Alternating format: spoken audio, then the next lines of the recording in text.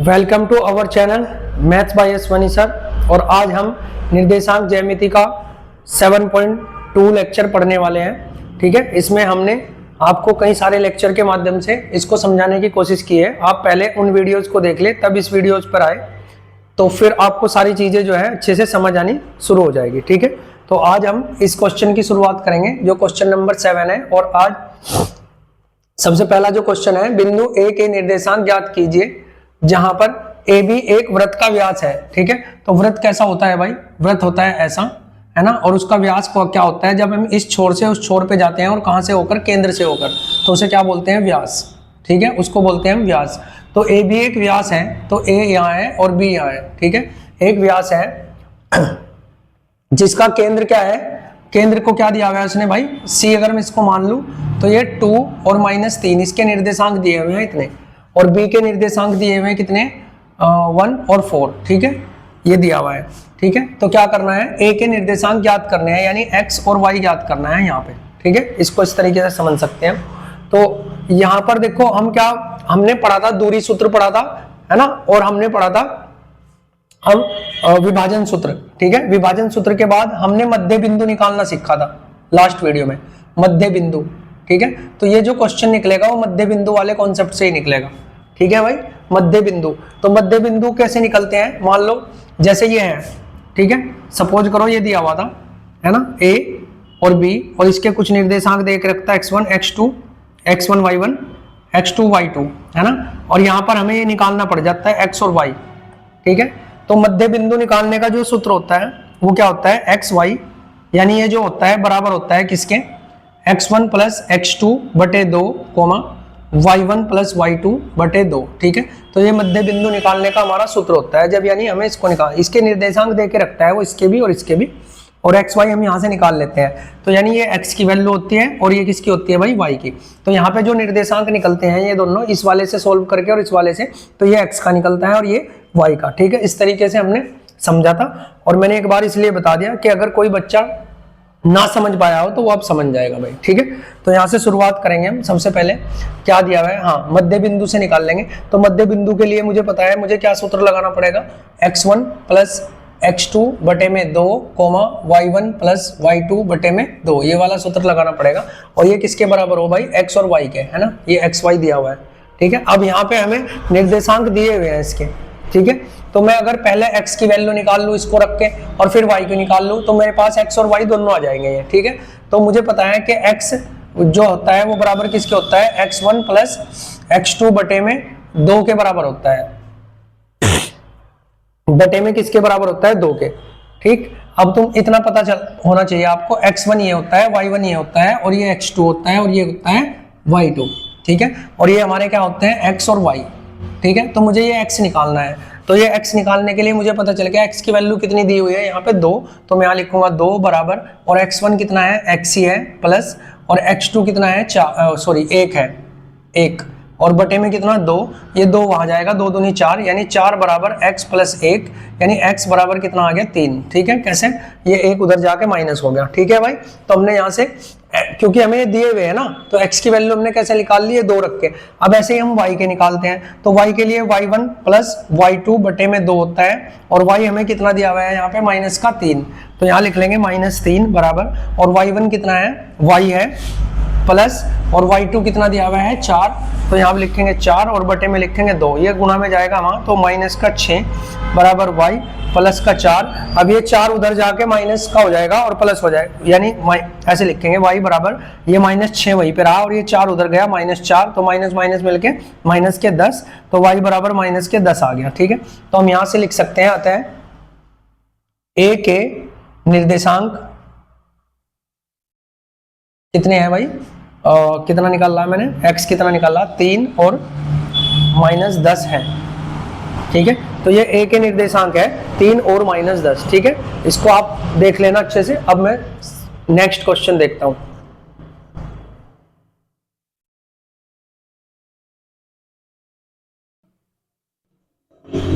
तो question number 8 हम यहाँ पे देखने वाले हैं।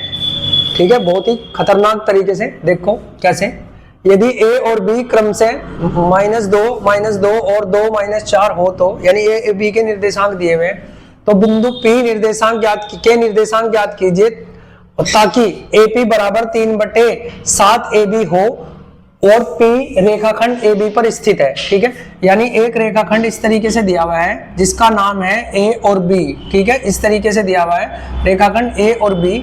ठीक है, और उसके निर्देशांक भी दिए हुए हैं कितने, A के -2 और -2 इस तरह से, और B के निर्देशांक दिए हैं 2 -4 इस तरह से। ठीक है, हमें पता है ये x1 है, ये y1 है, और ये x2 है, और ये y2 है, इसकी जरूरत पड़ेगी तो। ठीक है, और P के निर्देशांक ज्ञात करने हैं, और P जो है रेखाखंड AB पर है, यानी AB पर एक बिंदु P है और उसके निर्देशांक हमें ज्ञात करने हैं जिसको हम x और y मानते हैं। ठीक है, और इसने एक कंडीशन दी है कि AP बटे में ये, तो यहां से हम लिखेंगे, दिया है, क्या दिया हुआ है, AP बराबर 3/7 AB। ठीक है, तो AP ये इसके बटे में आ जाता है भाई इस तरीके से, ये AB इसके बटे में आ जाएगा इस तरह से AB, और बराबर 3 वहीं पे रहेगा और ये 7 हो जाएगा। तो यानी मुझे पता चल गया कि जो AP की लंबाई है वो 3 है, और ये जो पूरी है ये पूरी की पूरी कितनी है, 7। तो 7 में से अगर मैं ये 3 घटा दूं तो मुझे मिल जाएगा 4। ठीक है, तो मुझे पता चल गया M1 कितना आ गया 3 और M2 आ गया कितना 4। और ये कि हमने ये पढ़ा हुआ है भाई विभाजन सूत्र से। ठीक है, तो विभाजन सूत्र हम पढ़ते हैं, कैसे पढ़ते हैं, XY बराबर में होता है किस तरह से, M1 into x2 plus M2 into x1 बटे में M1 प्लस M2, और कोमा ये x के निर्देशांक निकलता है यहां से, और y वाला क्या होता है, M1 y2 plus M2 y1 और बटे में M1 प्लस M2। ठीक है, इस तरह से तो इसको निकाल लेंगे, कोई दिक्कत नहीं है। ठीक है, अब अगर मुझे x का निकालना है तो डायरेक्ट दोनों का निकाल लेते हैं। देखो M1 हमारे पास कितना आया है 3, तो लिखो 3 गुणा में x2 कितना होता है 2, तो लिखो 2, बीच में प्लस है, M2 कितना है 4 गुणा में x1 कितना है -2 और बटे में ये दोनों जोड़ोगे तो कितना है 7। AB कितना है 3 और 3 + 4, चलो लिख लेते हैं एक बार ऐसे। ठीक है, अब M1 कितना है 3 गुणा में y2 -4 plus M2 3, sorry M2 तो 4 है ना, M2 4 इंटू y1 कितना है -2। ठीक है, और 3 + 4, अब देखो ये 2 × 6 हो गया, प्लस ये 4 दूनी 8 हो गया, लेकिन माइनस का है ना, ये माइनस प्लस माइनस हो जाएंगे ना, तो माइनस के 8 और बटे में रहेगा 7। ठीक है, यहां जाओ 3 चौक 12 माइनस के 12, और ये देखो ये माइनस प्लस माइनस हो जाएगा, 4 दूनी 8 बटे में कितना 7। ठीक है, 8 में से 6 जाएगा तो माइनस के 2 बचेंगे बटे 7, और XY 7 चल रहे भाई है ना, और ये दोनों हो गए माइनस के 20 बटे 7। ठीक है, तो हम यहां से कह सकते हैं P के जो निर्देशांक निकले हैं हमारे, है ना, P के निर्देशांक ज्ञात करने हैं, तो P के निर्देशांक कितने निकले हैं, -2/7 -20/7। ठीक है, ये हमारे P के निर्देशांक है। आप इस क्वेश्चन को जल्दी से उतारो, तब तक मैं नेक्स्ट क्वेश्चन लिखता हूं।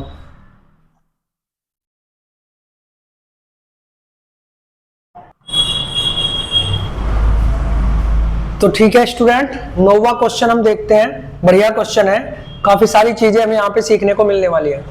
तो बिंदु A के निर्देशांक दिए हुए इतने और B के निर्देशांक दिए हुए इतने को जोड़ने वाले रेखाखंड को AB, यानी एक रेखाखंड है, इस तरीके से मैं बना रहा हूं भाई, देखो यहाँ A और B एक रेखाखंड है। ठीक है, जिसके निर्देशांक कितने दिए हैं -2 और 2। ठीक है, और ये दिए हुए हैं 2 और 8। अब इसने बोला है को जोड़ने वाले रेखाखंड AB को 4 बराबर भागों में विभाजित करना है।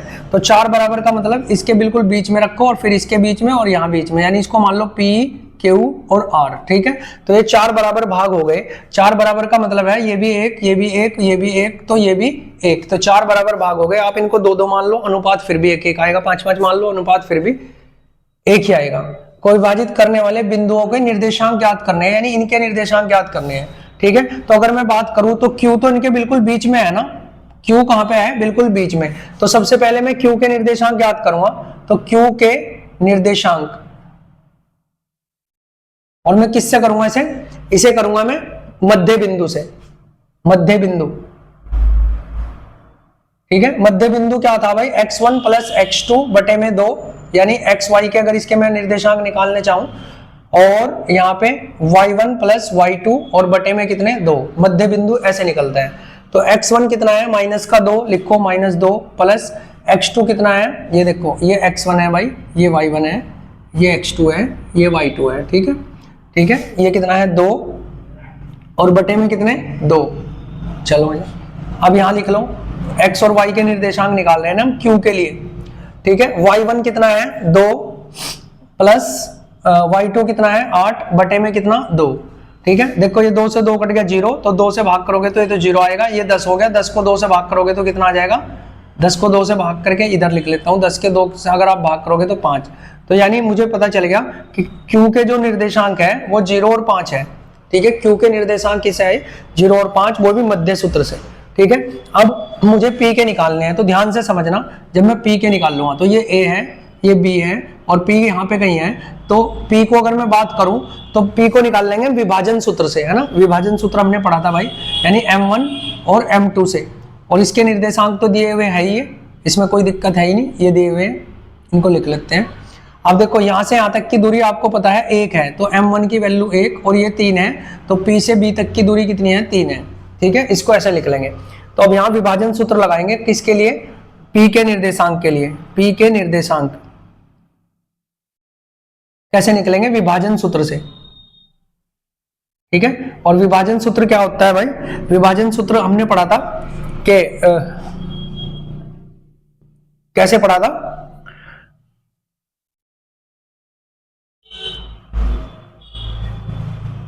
इसमें था हमारा एक्स वाई के निर्देशांक कैसे होते थे, m1 x2 plus m2 x1 बटे m1 प्लस m2, सही है।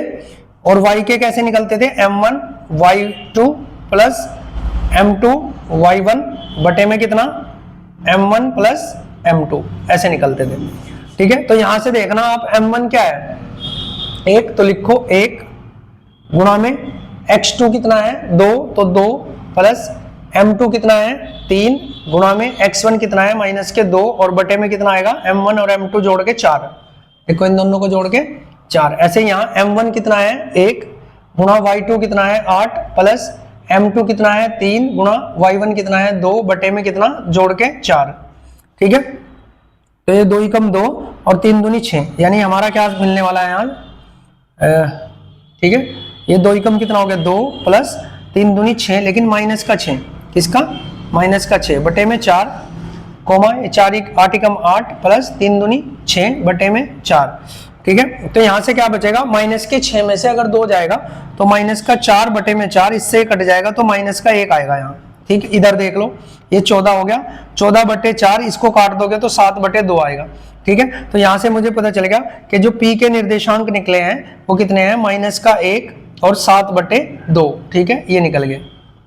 ठीक, क्योंकि हमने निकाल लिए मध्य बिंदु से और p के हमने निकाल लिए विभाजन सूत्र से।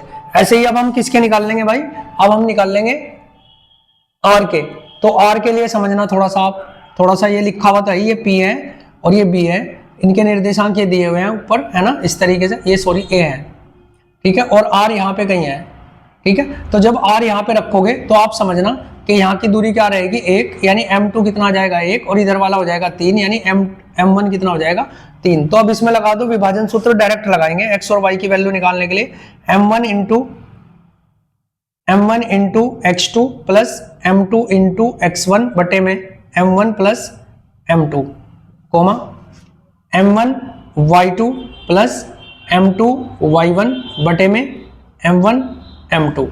ठीक है, अब देखना m1 कितना है इस बार 3, तो 3 गुणा x2 कितना है भाई 2 प्लस m2 1 इंटू x1 कितना है माइनस का 2 बटे में कितना, दोनों जोड़ दो 3 और 1 4।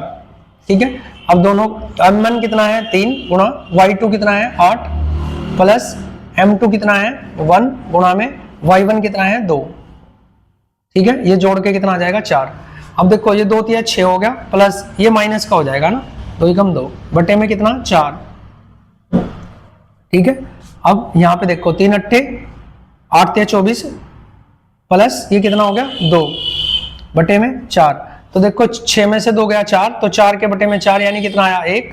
और यहाँ देखो ये हुआ 26, 26 बटे में 4 यानी कितना आया 13 बटे 2। ठीक है, तो हम कह सकते हैं कि यहाँ पर आर के जो निर्देशांक निकले हैं वो कितने निकले हैं 1 और 13 बटे 2। ठीक है, तो हमने तीनों के निर्देशांक निकाल दिए भाई, है ना। यहाँ से आप देख सकते हो क्यू के भी निकाल दिए, पी के भी निकाल दिए और आर के भी। ठीक है, इस तरीके से हमने इस क्वेश्चन को किया है। लास्ट इसका क्वेश्चन बचता है, उसको फटाफट से हम देख लेते हैं।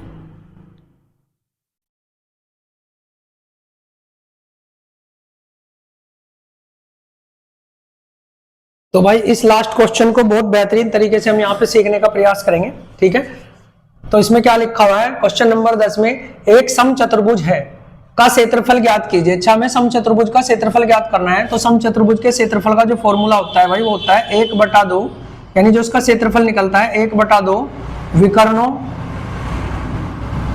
का गुणनफल।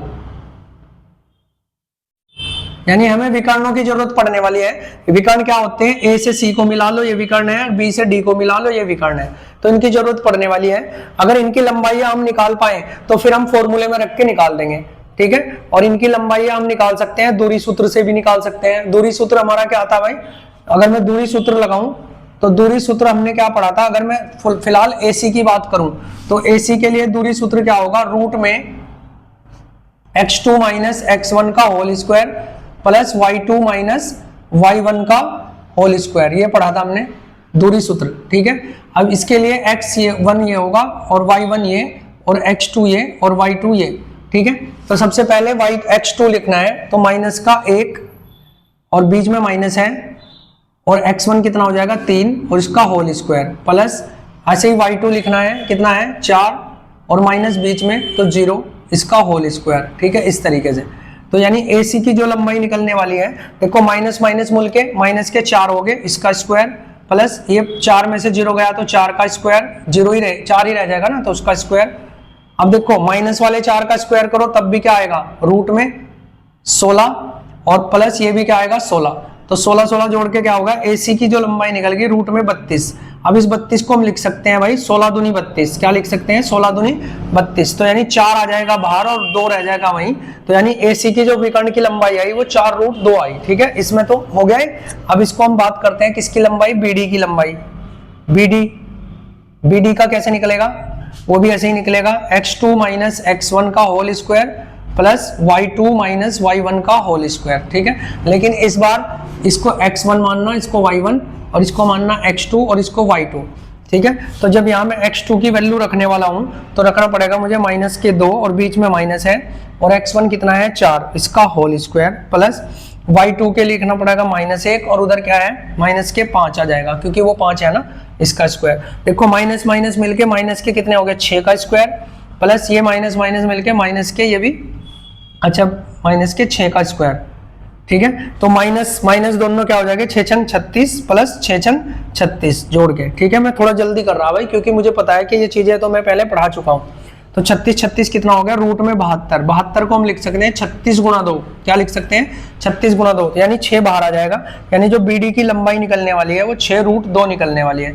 तो दोनों विकर्ण हमने निकाल लिए। अब इसके समचतुर्भुज का क्षेत्रफल निकाल लेते हैं, का क्षेत्रफल। ठीक है, कैसे निकलेगा 1/2 विकर्णों का गुणनफल। विकर्ण मैंने कितने निकालने हैं भाई, एक विकर्ण आया है कितना 4√2 और गुणा दूसरा विकर्ण आया है 6√2।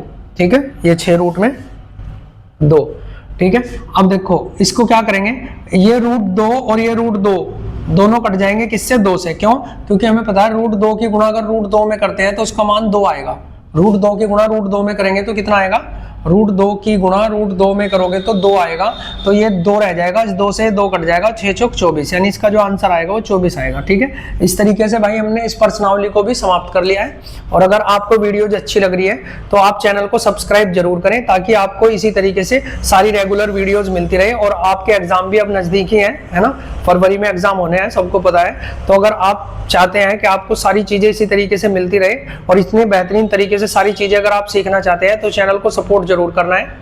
ठीक है, और चैनल को लाइक करना है और अपने दोस्तों को शेयर करो ताकि हम सारी चीजें इसी तरीके से चलती रहे। ठीक है, क्योंकि हमारे पास थोड़ा सा और लोड होता है, वीडियो बनाने में समय निकालना पड़ता है भाई, हमें कंपटीशन का भी पढ़ाना पड़ता है, कंपटीशन की वीडियो भी बनानी पड़ती है ना, और भी ऑफलाइन जो हमारे बैचेस चलते हैं वो भी देखने होते हैं। तो इसलिए अगर आप चाहते हैं कि सारी चीज़ें आपको इसी तरीके से मिलती रहे तो चैनल को सपोर्ट करें।